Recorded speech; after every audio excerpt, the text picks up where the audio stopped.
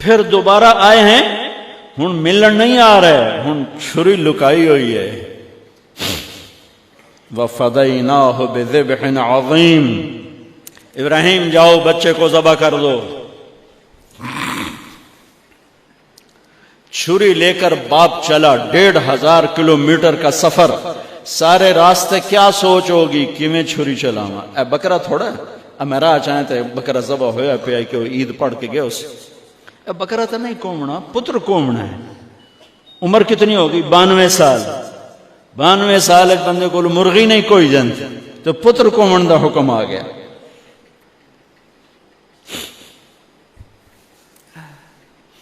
بڑے شیطان کے یوں منہ کرو ادھر لیفٹ، ادھر سے منہ کرو تو رائٹ، 2 پہاڑ آپس میں ملتے تھے، اس میں ایک اونٹ بن جاتی تھی، وہاں باپ بیٹا کھڑے ہوئے، 92-95 سال کی عمر ہے، اور آگے معصوم پھول ہے۔ بچہ تب پرایا بھی ہوئے تو پیارا لگتا ہے، اپنا جگر، انی ارا فی المنام انی اذبحک فانظر ماذا ترى، بیٹا تیرے ذبح کا حکم آ چکا ہے، کیا کہتے ہیں؟ تو آگے بیٹا کہتا تسی خواب ویکھیا، میرا کی قصور کہ میں نے خواب دیکھا تجھے ذبح کرتا ہوں۔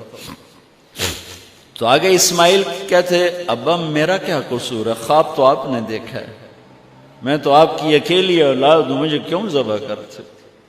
جواب سنو، یا ابا تفعل، میں قربان جاؤں قرآن کی اس تعبیر پر۔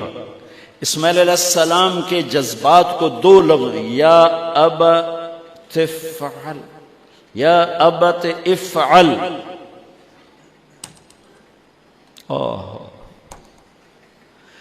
کیا تسلیم و رضا ہے۔ ترجمہ جو بھی ہے، فرمایا دیر کیوں کر رہے ہو؟ اس سے جو نکلتا ہے نا ایک خوبصورت مفہوم، وہ ہے ابا تو دیر کیوں کر رہے ہو؟ تو حیران ہو گئے، تجھے پتہ ہے میں کیا کہہ رہا ہوں؟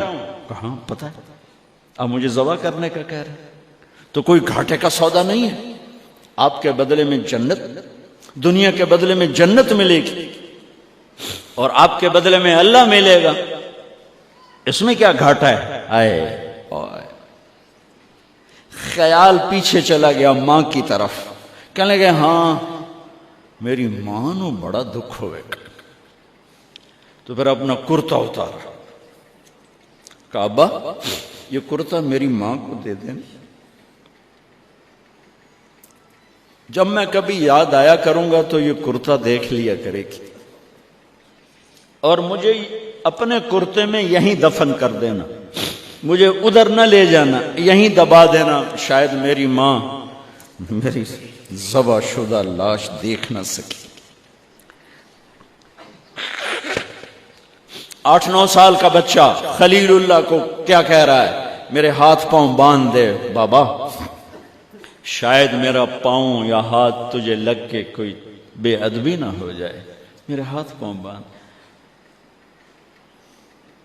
مجھے الٹا لٹانا، سیدھا نہ لٹانا، کہیں آنکھوں میں آنکھیں پڑیں اور تیرا دل نرم ہو جائے، تیرا ہاتھ نہ کمب جاوے، میرے رب دے امر اچ دیر نہ ہو جاوے۔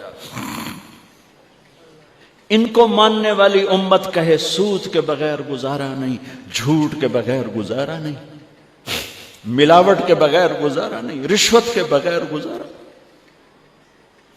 آگ لگا دو اپنی تاریخ کو، جاؤ جو مرضی کرو، جو مرضی گندگی کھانی ہے کھاؤ، اللہ کی جنت جہنم کو بھلا دو، جو کرنا ہے کرو، لیکن تمہارے بھلانے سے حقائق نہیں مٹ سکتے، جنت بھی ہے جہنم بھی ہے، اور حلال حرام پہ فیصلے بھی ہیں۔ ابراہیم علیہ السلام نے ہاتھ باندھے، پاؤں باندھے، یہ کوئی بکرے دے ہاتھ پیر تو نہیں بننے جا رہے، پتر دے ہاتھ پیر بننے جا رہے ہیں، الٹا لٹایا، ایک ہاتھ میں چھری، ایک ہاتھ میں سر کے بال، گوڈا کانڈتے رکھے، گھٹنے کو کمر پہ رکھا، یوں بال پکڑے اور چھری، اور ایسے یوں آسمان کو دیکھا۔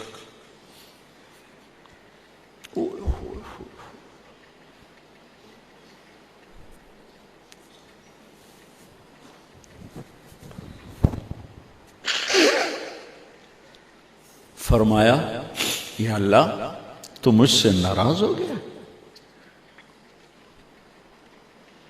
یا اللہ تو مجھ سے ناراض ہو گیا کہ اسماعیل کی محبت میرے دل میں تجھ سے زیادہ ہو گئی؟ نہیں، کبھی نہیں۔ یا کوئی میرا امتحان ہے؟ یا اللہ میرے دل میں تو ہی تو ہے، لاکھوں اسماعیل تجھ پہ قربان۔ آسمان کے فرشتے 2 دفعہ روئے ہیں جب سے پیدا ہوئے ہیں۔ ایک یہ جو واقعہ سنا رہا ہوں، جب ابراہیم کی فریاد 7 آسمانوں میں گونجی تو نہ رونے والے فرشتوں کے بھی چیخیں نکل گئیں۔ اور ایک طائف کی وادی میں جب میرے نبی کو پتھر پڑے اور آپ بے ہوش ہو کے گرے تو آسمان کے فرشتوں کی چیخیں نکل گئی۔ اب چھری جو چلائی، میرے رب کا امر آ گیا، نہیں کاٹو گی، نہیں کاٹو گی۔ یہ نہیں کہ یہاں کوئی لوہے کا ٹکڑا آ گیا یا چھری موم بن گئی یا اے ٹوٹا لوہا بنیا۔ چھری تیز تھی، گوشت نرم تھا۔ عرش والے نے کہا نہیں، چھری کیسے کٹے؟ آگ نہ جلائے، اب کیسے جلائے؟ مچھلی کے پیٹ میں جا کے موت مت آئے، اب کیسے موت آئے؟ دوسری دفعہ، تیسری دفعہ نہیں چلی، اٹھے جا کے پتھر پہ تیز۔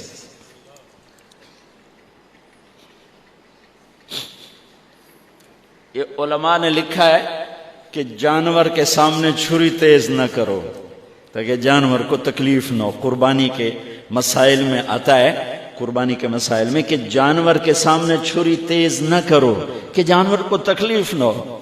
پتر دیسا میں چھری تیز ہو رہی، میں چلتی کیوں نہیں؟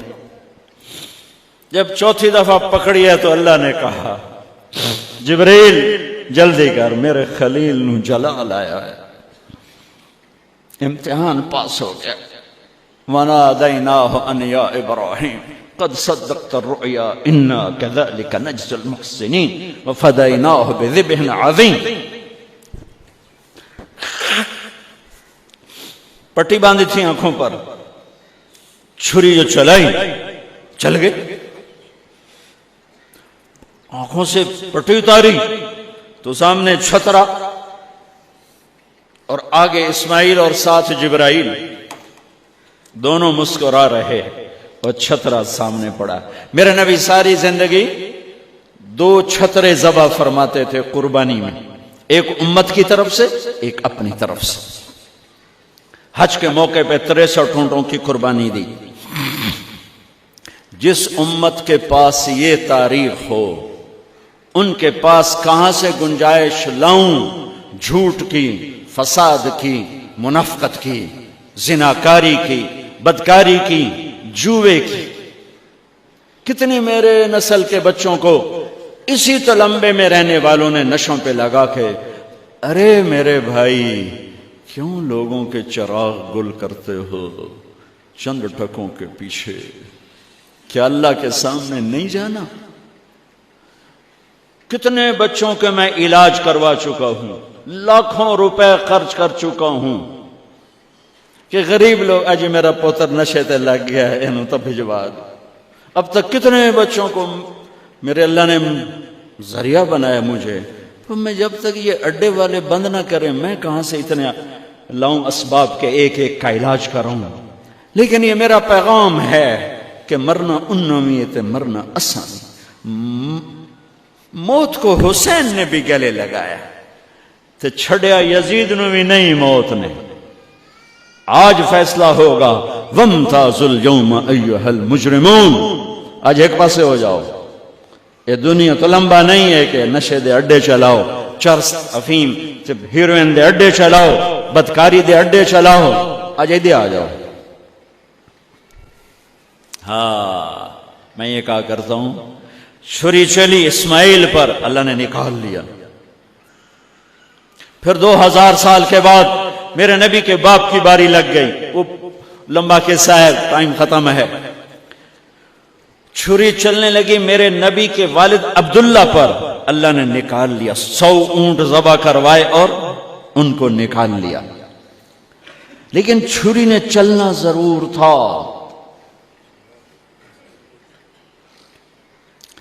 اس لیے کہ زمین کو پانی نہ ملے تو وہ سرسبز نہیں ہوتی۔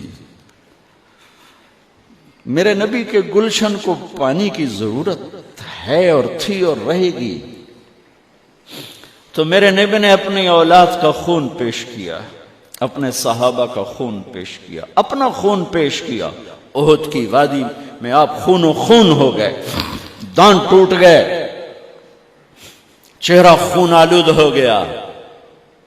اسماعیل چھری کے نیچے سے نکال لیے گئے، حضرت عبداللہ چھری کے نیچے سے نکال لیے گئے۔ جب میرے نبی کے نواسے کی باری آئی تو چھری کو چلنے کا حکم، پھر حسین کی بھی کٹی اور عبداللہ کی بھی کٹی اور علی اکبر کی بھی کٹی اور قاسم کی بھی کٹی اور جعفر کی بھی کٹی،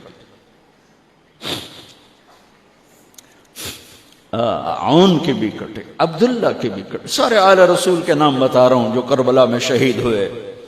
17 آل رسول میں سے شہید کیے گئے، باقی تو سارے غلام تھے 72، 17 میرے نبی کے گلشن کے پھول تھے۔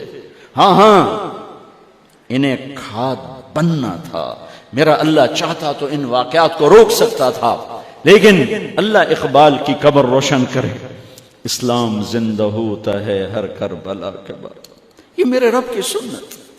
ہمارے لیے کربلا نہیں ہے، ہمارے لیے کربلا کیا ہے؟ جھوٹ چھوڑو، زنا چھوڑو، شراب چھوڑو، جوا چھوڑو، سود چھوڑو، ظلم چھوڑو، ذاتی چھوڑو، الزام تراشی چھوڑو، ماں باپ کی نافرمانی چھوڑو، بیویوں پہ ظلم چھوڑو، لوگوں کے حق مارنا چھوڑو، لوگوں کو بے عزت کرنا چھوڑو، جھوٹے مقدمے چھوڑو، جھوٹی گواہیاں چھوڑو۔ ہمارے لیے یہ چھوڑنا ہے، ہمارے لیے یہ چھریاں ہیں۔ چلاؤ چھری اپنے جذبات پر، احساسات پر، ان غلط خیالات پر جو کل کو اللہ اس کے رسول کی بارگاہ میں ہمیں شرمندہ کر دیں، ہم آنکھ نہ اٹھا سکیں۔